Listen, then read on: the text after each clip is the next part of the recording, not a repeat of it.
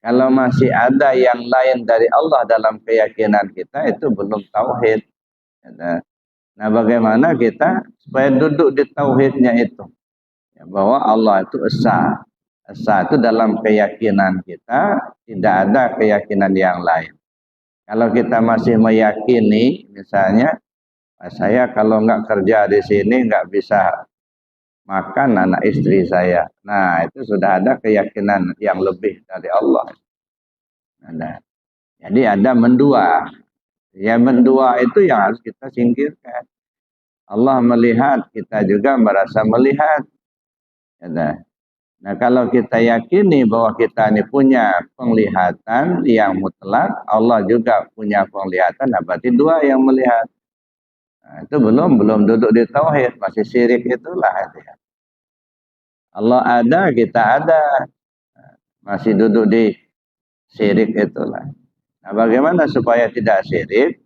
Kita hilangkan yang ada pada kita untuk kita isbatkan hanya kepada Allah semata.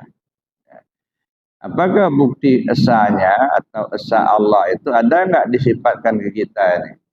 Mulai lahir sampai sekarang bahkan sampai mati diri kita yang satu inilah.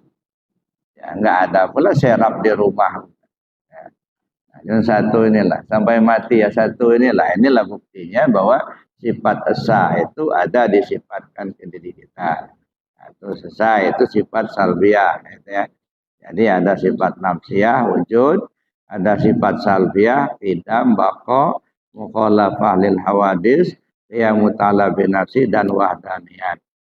Jadi satu sifat nafsiyah, 5 sifat salbiah. Nah, masuk kita kepada sifat ma'ani. Yang sifat ma'ani itu ada 7. Inilah sebenarnya sifat yang melekat pada zat. Kalau sifat nafsiyah itu menunjukkan dirinya Allah. Itu sifat nafsiyah. Nah, kalau sifat salbiyah itu mengkhabarkan, maka boleh dikatakan sifat salbiyah itu sifat khabariyah. Mengkhabarkan kepada sesuatu yang tidak pantas bagi Allah. Ya, baik pada zat maupun pada sifat. Misalnya sifat ma'ani, ada 7 sifat ma'ani. Qudrat, iradat, ilmu, hayat, sama, basar, alam. Nah, ini 7 sifat ma'ani. Ya. Sekarang kita lihat ya satu persatu. Ini mengaitkannya ke diri kita, namanya juga kita mengkaji diri supaya kita paham gitu ya. Karena kita sudah paham, sudah tahu kita dengan diri kita, maka kita akan tahulah kita dengan Tuhan kita. Sehingga dalam istilah orang tasawuf, man arafa nafsahu faqad arafa rabbahu. Siapa orang yang sudah mengenal dirinya, kenalah dia kepada Tuhannya. Nah, jadi kita mengenal diri kita lewat kajian sifat 20 tadi. Setelah kita kenal diri kita, apa yang kita kenal dari diri kita? Diri kita ini lemah, yang kuat itu Allah. Diri kita ini buta, yang melihat itu Allah. Diri kita ini tuli, yang mendengar itu Allah. Diri kita ini mati, yang hidup itu Allah. Kembali, itu mengenal diri. Bukan mengenal dirinya itu nama bapaknya, lahirnya tanggal berapa, itu tidak penting. Gitu. Tapi kalau bapak ibu mau pinjam uang di bank itu penting. Tapi kalau kaji ketuhanan tak penting. Bapaknya siapa namanya, emaknya siapa namanya. Nah, yang kita kaji diri kita ini keasalan diri kita ini. Kita lihat dulu sifat ma'ani. Qudrat. Qudrat itu artinya apa? Kuasa. Innallaha ala kulli syai'in qadir. Allah itu amat berkuasa terhadap segala sesuatu. Nah, kira-kira ada nggak sifat qudrat itu di diri kita ini? Nah, kita perhatikan, kita rasakan, gitu ya. Kita tidak perlu bertanya sama orang lain, apakah Allah itu berkuasa atau tidak. Nah, coba kita perhatikan diri kita ini. Oh, ada kita kuasa. Mana kuasa kita? Bisa kita mengangkat kaki kita melangkah. bisa kita mengangkat tangan kita, bisa kita mengangkat sesuatu barang. Nah, dia sanggup kita. Nah, kita bertanya ke diri kita sendiri, kuasa kita itu dari mana dapatnya? Ya. Kalau kita bikin tak pernah kita bikin, kalau kita beli tak pernah kita beli, tidak ada pula tokohnya. Kalau tanam tak pula ada bibitnya, tapi tiba-tiba ada saja kuasa kita. Nah, berarti kita ada sifat kuasa itu kepada disifatkan Allah ke diri kita. Itu yang pertama, sifat maha. Nah, sifat kodrat ini, gitu ya, kalau kita kaitkan kepada sifat salbiah, ya, kodrat ini kan sifat yang melekat pada zat. Jadi kodrat Allah itu bersifat hidam. Kodrat Allah bersifat baqa. Kodrat Allah itu sifatnya mukhalafah lil hawadis. Kodrat Allah bersifat qiyamu talabin nafsi. Dan kodrat Allah itu bersifat wahdaniyat. Nah, jadi apa namanya? Makanya sifat salbiah itu sifat yang ya menafikan segala sesuatu yang mustahil bagi Allah. Nah, kalau kodrat Allah itu bersifat qidam, bersifat terdahulu, berarti mustahil kodrat Allah itu terkemudian. Artinya kayak kita misalnya mengangkat kaki kita. Sebelum kita mengangkat kaki kita ini, Allah sudah menentukan terlebih dahulu bahwa kita bisa mengangkat kaki. Ya, itu kodrat, kuasa Allah. Maka kuasa Allah itu terdahulu daripada kuasa kita. Karena kuasa kita ini pancaran daripada kuasa Allah. Nah, tetapi yang kita pahami betul itu adalah sifat kodrat Allah itu disifatkan ke diri kita ini. Yang pertama, iradat. Iradat ada kehendak. Nah, kehendak. Allah berkehendak. Fa'alul lima yurid. Allah berkehendak segala sesuatu atas kehendaknya sendiri. Ya, Allah berkehendak. Nah, kehendak Allah itu ada nggak dipancarkan ke diri kita ini? Ada. Nah, punya keinginan. Kita ingin tahu, kita ingin punya duit, kita ingin punya pekerjaan, kita ingin punya rumah. Ada keinginan. Nah, keinginan itulah merupakan pancaran daripada iradatnya Allah. Ya. Jadi sebenarnya kita nggak punya sebenarnya itu. Itu kan punya Allah. Ya, kalau kita punya, dari mana kita dapat? Kita nggak pernah bikin, kita tidak pernah beli, tidak pernah tanam, tapi ada pada kita. Nah, kita bertanya, dari mana dapatnya ini? Oh, ini merupakan iradat Allah. Nah, kalau kita pahami itu adalah iradat Allah, berarti kita sendiri sebenarnya nggak punya iradat. Yang punya iradat itu Allah. Begitu.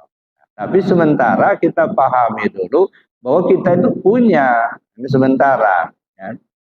Kita punya kehendak, punya keinginan. Kodrat iradat. Ilmu.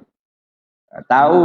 Apakah sifat ilmu itu disifatkan Allah ke diri kita? Nah, kita renung, kita perhatikan. Ada. Tahu kita kalau api itu panas. Tahu kita kalau air itu membasahi. Tahulah kita kalau tajam itu melukai. Nah, tahu itu kan ilmu. Nah, kita bertanya ke diri kita, dari mana kita dapat?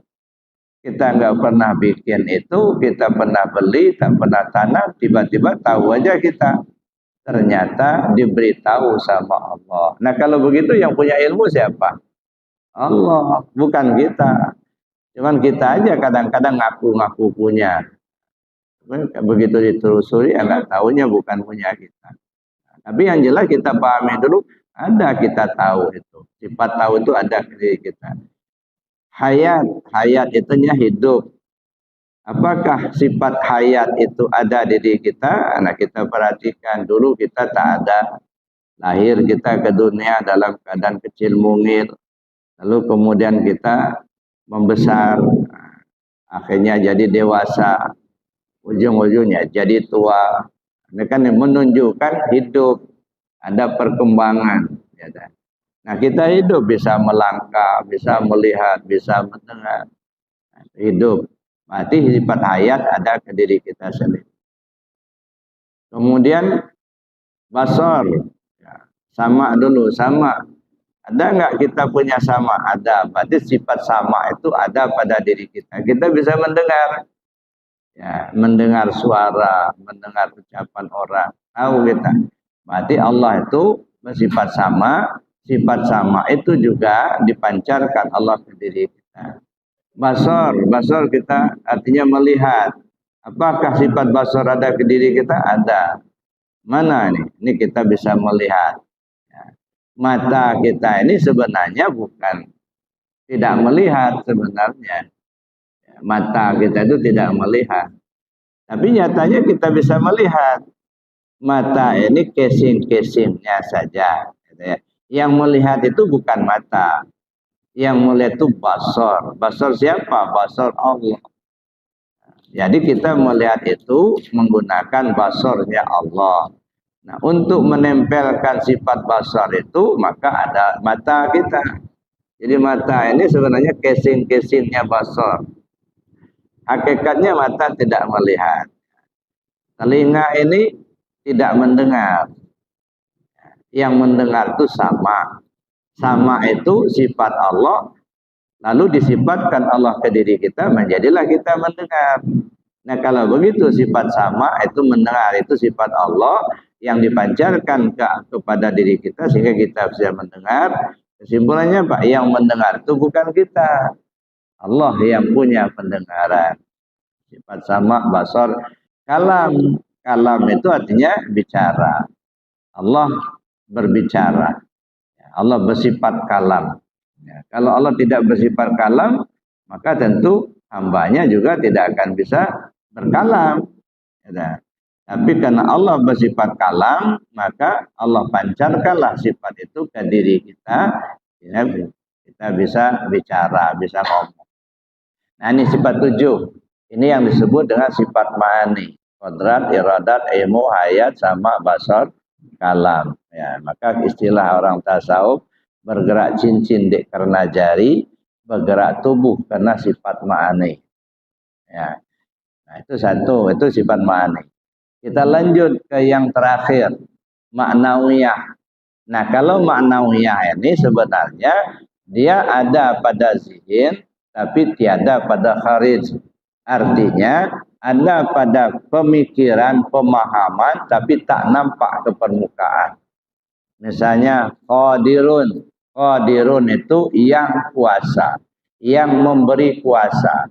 Nah, dapat diibaratkan nyawanya kodrat. Nyawanya kodrat.